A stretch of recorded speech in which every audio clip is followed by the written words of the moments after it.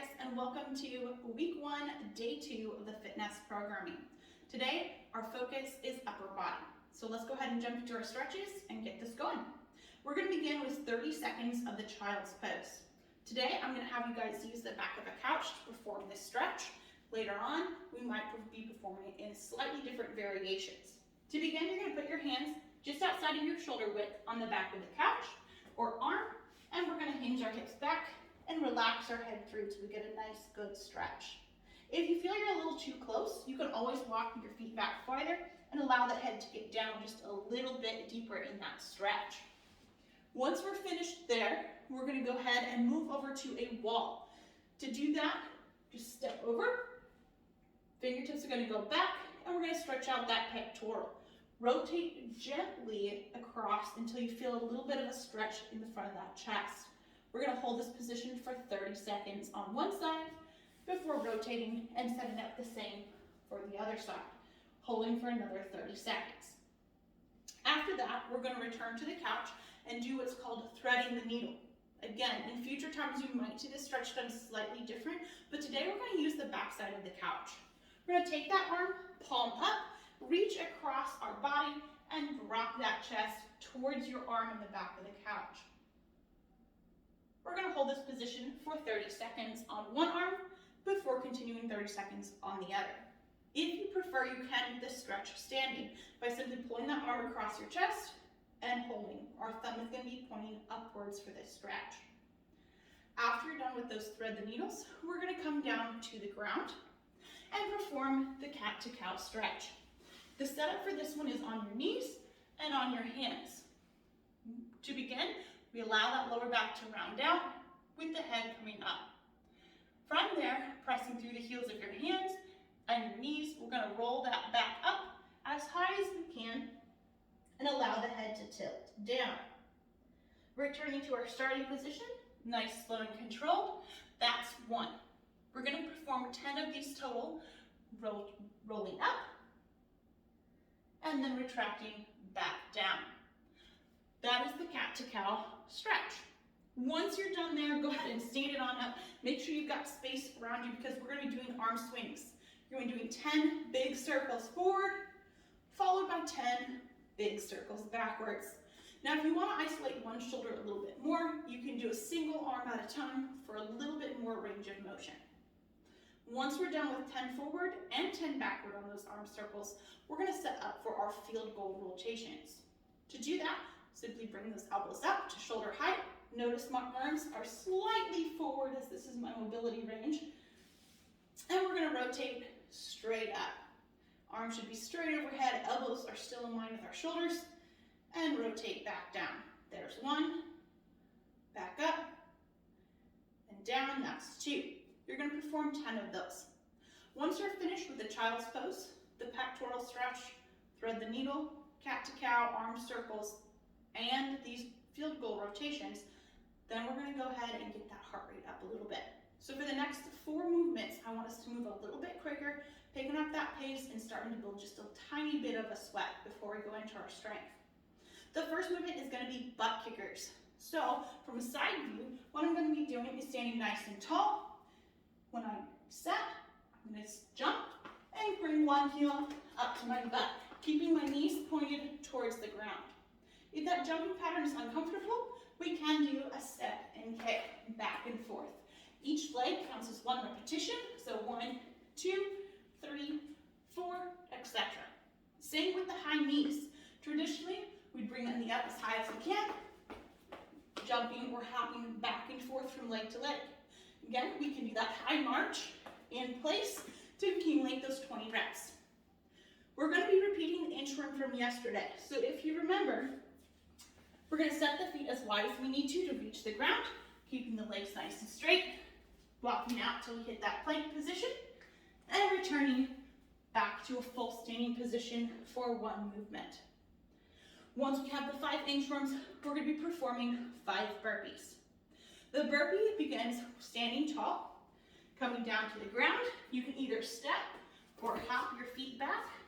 We're going to lower our body to the ground, bring it back up, and hop or step our feet back up. At the top, we're doing a little little jump, getting those feet off the ground with those arms extended overhead. To scale that back just a little bit, we can come to the couch and perform the same movement on the back or armrest of the couch. Hopping the feet back, bringing our chest down and up, hopping the feet forward, and all the way back up. You're gonna run through that twice. It's not gonna take too long. 20 butt kickers, 20 high knees, 5 inchworms, and 5 burpees. Once you complete that, grab a sip of water. We're gonna go ahead and get started on that strength portion. Our strength portion today is going to be mostly on the ground. So find a comfortable spot that you can be on the ground for a little while. Now, all of these movements that I'm going to be showing you can be modified to do on the back of the couch or on the wall as well. And I'll go over those at the end for our setup positions for each movement.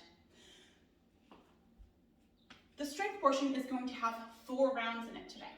We're going to begin with 5 scap push-ups.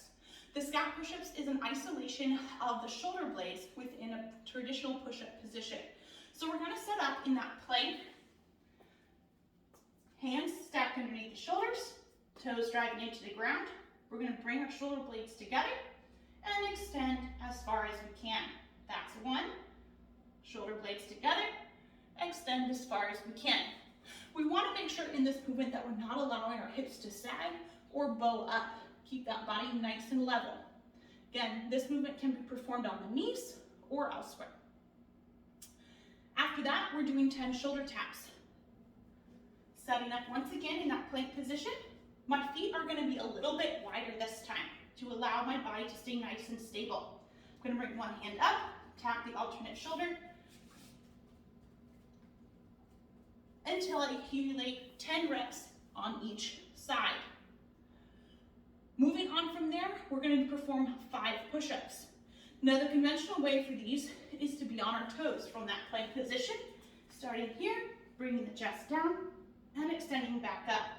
Now, whether we choose to do it that way or on our knees, we want to make sure that body stays nice and level so that we get that full range of motion every single round.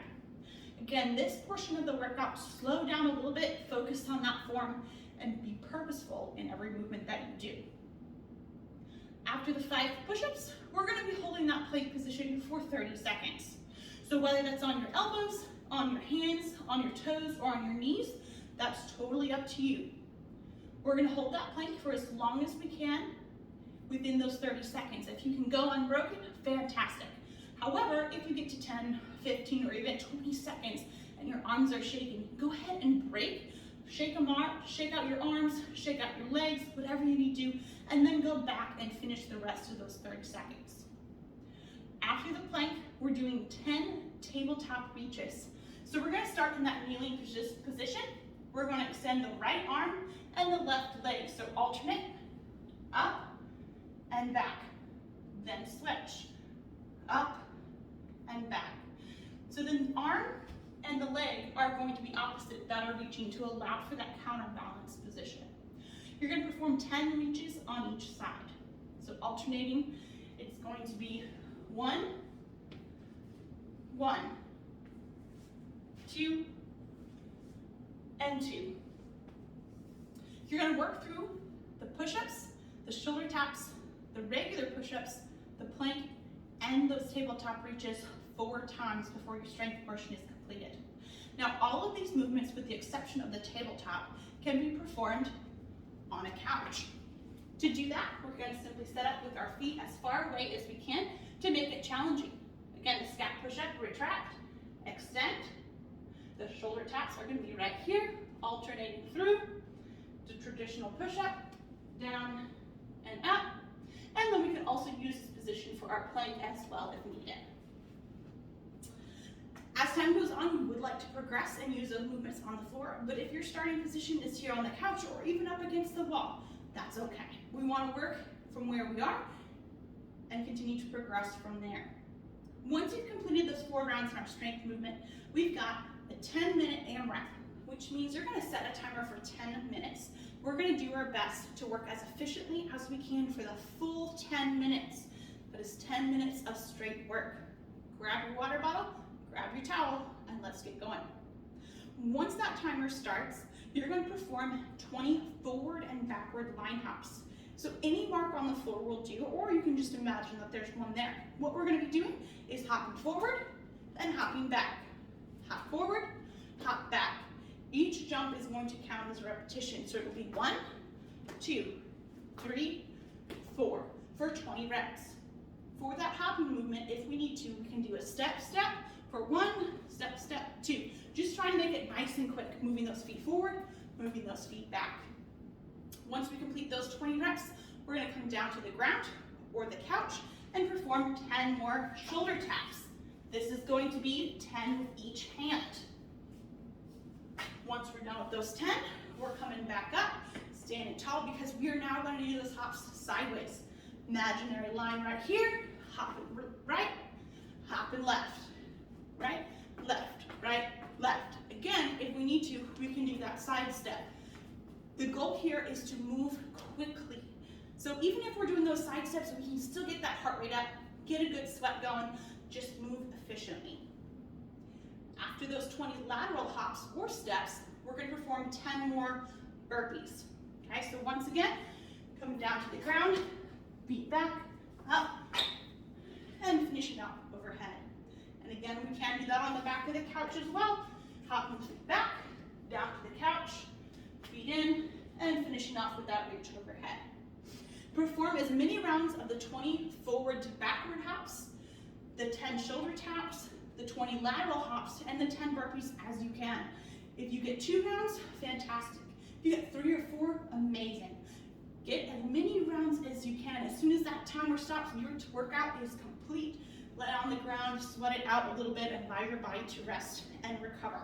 Hope you guys enjoy this one, and I'll see you soon for day 3.